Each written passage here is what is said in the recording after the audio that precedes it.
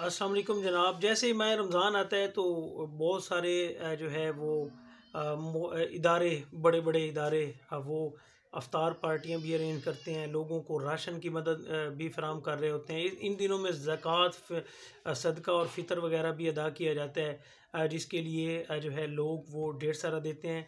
अच्छा, कुछ क्रिकेटर्स भी इस मैदान में आगे निकले हुए हैं। अहमद शहजाद जो कि क्रिकेटर हैं, अभी भी वो खेल रहे हैं, लेकिन इस वक्त वो सेंट्रल कंट्रैक्ट से महरूम हैं।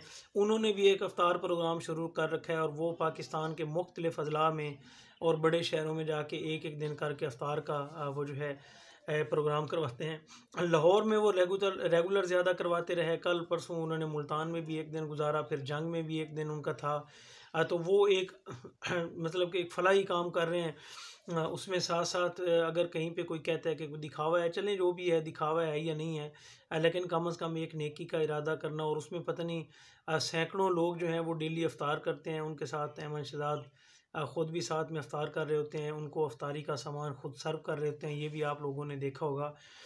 तो ये इन दिनों में जज्बा जो है वो अरूज के ऊपर होता है और लोगों की खिदमत का जज्बा भी होता है। माह रमज़ान के दिन होते हैं और इनमें लोग अपने सदका फ़ितर और बाकी ज़कात वगैरह भी निकाल रहे होते हैं। तो ये एक अच्छा अमल है और इसको जारी रहना चाहिए, लेकिन साथ ही साथ ये भी ज़रूर रखना चाहिए कि उसमें जो है ये जो फ़ोटो सेशन और इस तरह की ज़्यादा चीज़ें हैं वो फिर दिखावे में आ जाती है।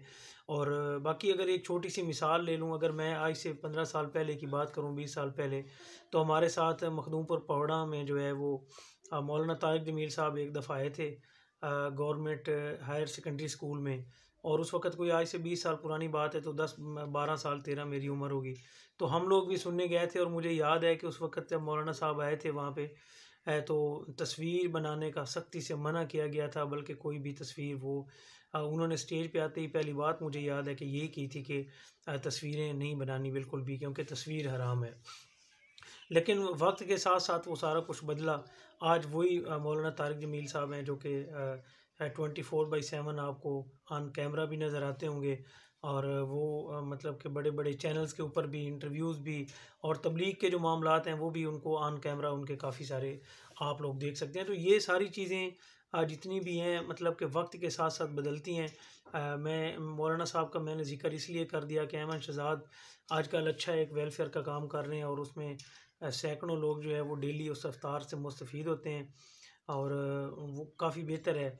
और लेकिन कुछ लोग उनको सोशल मीडिया के ऊपर इस किस्म की तनकीद भी मैंने थोड़ी बहुत देखी है कि लोग कह रहे थे कि ये तस्वीरें बनाना और ये सारे सेशन हैं। लेकिन बहरहाल वक्त के साथ ये ज़रूरत है और वक्त में ये भी तो कहा जा सकता है कि शायद किसी को आप मोटिवेट कर रहे हो कि ये काम अच्छा है और इसको करना चाहिए।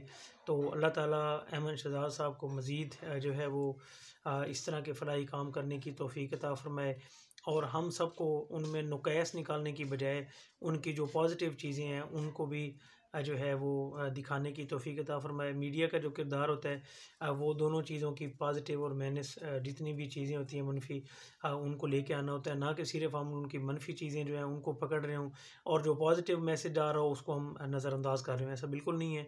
तो ये एक अच्छा स्टेप है। अल्लाह ताला उनको जो है इसका अजर अज़ीम अता फ़रमाए और अल्लाह ताला अहमद शहजाद भाई को मज़ीद हौसला और हिम्मत दे कि वो इसी तरह लोगों की खिदमत करते रहें। शुक्रिया।